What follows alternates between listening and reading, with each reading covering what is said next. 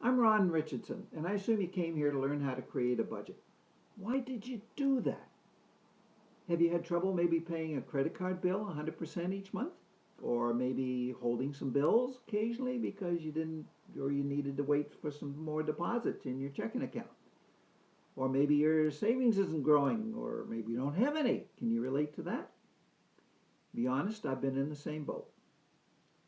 Here's a thought. Right now, of your monthly income, how much will you have left at the end of this month? What's that number?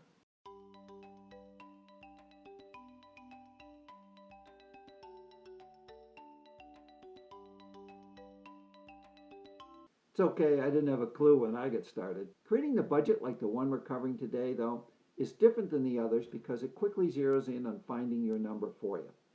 And you could say, okay, but why should I care? Maybe I think my income's okay and, no particular problems. That's fine. But unless you have a handle on how much you should have left at the end of each month, you'll never know for sure whether you're really getting ahead or slowly going down the hole. And that can be bad when you have that unexpected car repair come along. Are you satisfied with doing that? Watch this. Do you realize that from your income after necessary expenses, it's only what you have left over that you have true control over how to choose to use it? Wouldn't it be better to reduce certain expenses, which goes to everybody else, theirs, and increase what you can keep? I believe you should be able to keep more of your income in your pocket instead of someone else's. Yeah, sounds good, but how do you actually do that? I concluded I needed a budget. No, not a You budget. gotta be Oh, kidding. geez. Not going there. Nobody does You're not that. serious, You are you? can't do that. Not this. Since most people think even a simple budget's too much work, we asked, well, what would it take for you to start and continue to use a budget? And these were some of the answers they told us.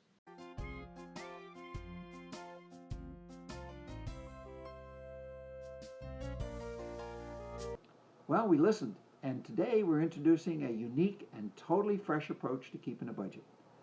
We began the process by looking at how today's tools stack up. A notebook? Nope. Too much paperwork. Next, the envelope method. That doesn't show me total cash flow or help me with understanding what I should have left either. And it's still all paperwork. So next I looked at various spreadsheets in the market, and this is what I found. Ugh, that's too complex to understand. This one needs so many detailed inputs it'll take hours to feed it every week. Here, the budgeted amount and the actuals you've spent are on separate pages. How are you going to compare that? Geez, you can see why these things don't work for us. Here's proof. How many friends do you know that actually keep a budget today? You know anybody? I don't know anybody. I don't know anybody. Do you know? Not a single None. person No. I can No. think of.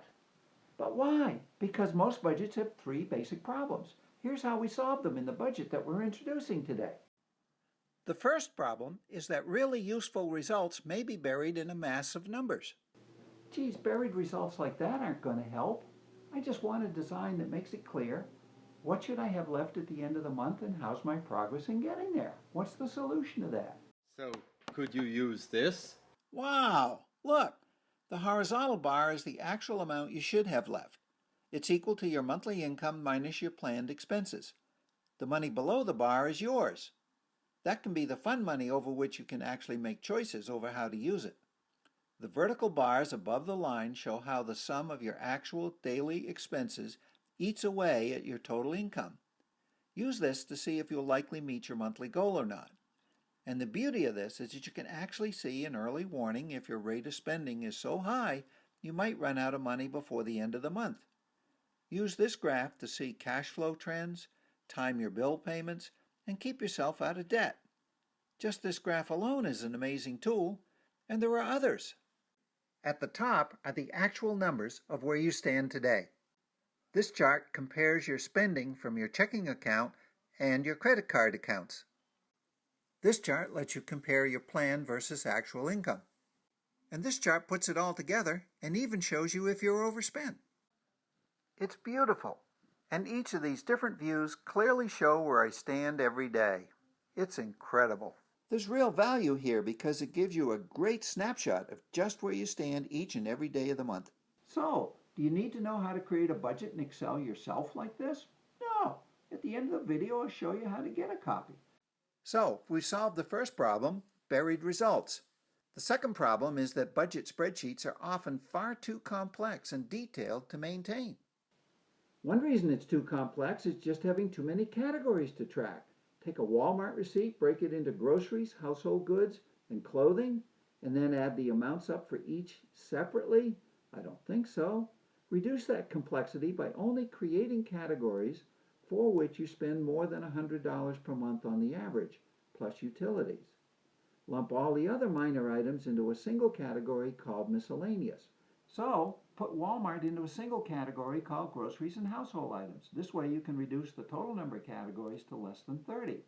In the spreadsheet that we've made, here's an example of what that chunking can do. Notice on the right side we've added a column to indicate if a bill has been set up for automatic payment, also the date that the bill is due, and a free-form field for any comments that you want to add. You could do this too. Okay, so we're rolling, so let's check off that problem, and let's go to the next problem. Geez, look at that pile of receipts, and we're going to have to enter each one individually, piece by piece? There's got to be a better way. Well, stop and think. We're trying to create a budget in the first place because we're trying to find ways to help control our spending, right? And when we're spending, where does that money come from? Well, most of us, it comes from only 3 sources.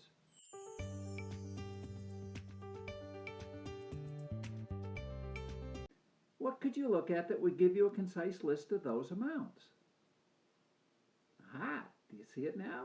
Number 1, you can use your online credit card statement and identify each purchase as to its appropriate date, category, and price. And number 2, you can use your online checking account statement to do the same thing. And number 3, where do you get your cash from? ATMs and cash checks. Those records are also on your checking statement. Plus you have the bonus of your actual income reflected in the deposits. So you solve problem number 3 by using your online credit card and checking statements and entering the data directly from them into a single data entry screen. We even grouped the categories into those normally paid by checking account and those normally paid by credit card to make it easier to enter the data from those statements. Simple, easy, quick. Get rid of all that paperwork. And now problem 3 is solved.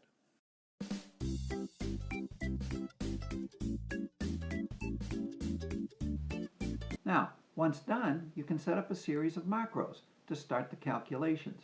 Update the tables, create the charts, save all your data and results, change the date to the current date, and finally present you with a single page with a series of charts that show you just where you stand today. Watch, here's how it works.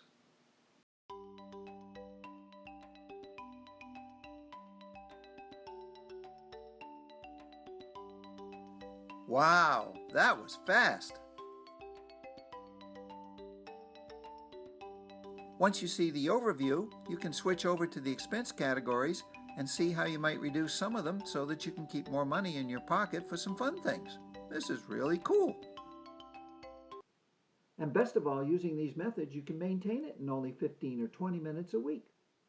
So there you have it, a simple budget in Excel in 3 simple pages.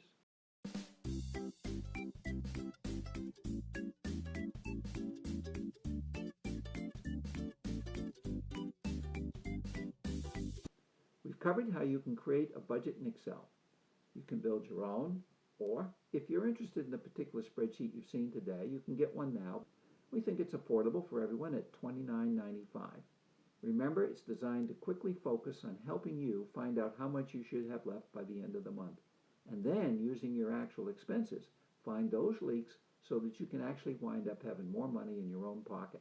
And that's worthwhile, isn't it? Give it a try. I hope you found this video helpful and maybe a little fun too. If so, I'd appreciate it really if you'd just hit that like button down here and become a subscriber. I'll be making more videos like this, and if you're a subscriber, you get them first ahead of everybody else. And feel free to make a comment below on any ideas you have on cutting expenses and budgeting, maybe frustrations with other budgets. Thanks for watching, and I sure hope you'll get started with a spreadsheet today. Remember, if you don't take action today, you're going to be on the same road tomorrow.